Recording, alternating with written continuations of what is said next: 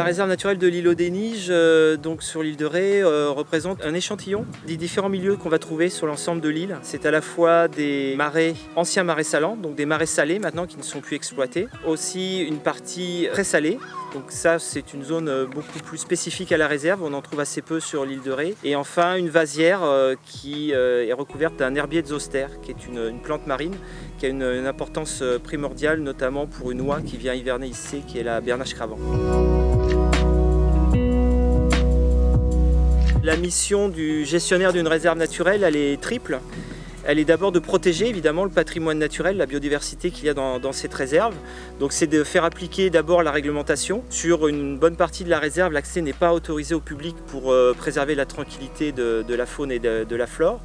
C'est aussi de gérer, donc nous ici ça concerne surtout la partie terrestre, les marais, de gérer les niveaux d'eau puisqu'on est dans une partie de marais endigués où on peut régler les niveaux d'eau. Et puis la troisième mission, c'est de faire découvrir ce patrimoine. Donc là, on s'appuie sur un outil qui est la Maison du Fier, qui est l'outil de découverte de la nature, qui présente à la fois les marais de l'île de Ré, mais aussi les autres milieux naturels de l'île de Ré.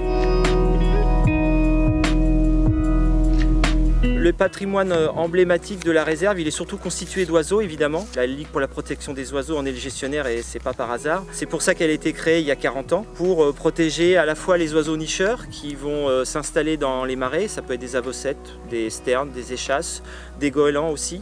Et les oiseaux qui viennent passer une partie de l'été, l'hiver et jusqu'au printemps suivant quand ils vont repartir pour nicher dans le nord et l'est de l'Europe, qui sont des petits échassiers d'eau, des courlis, des barges, des bécassos par exemple. Et puis la bernache cravant notamment qui vient aussi passer l'hiver ici, et des canards qui viennent stationner pendant l'hiver et qui vont repartir au printemps.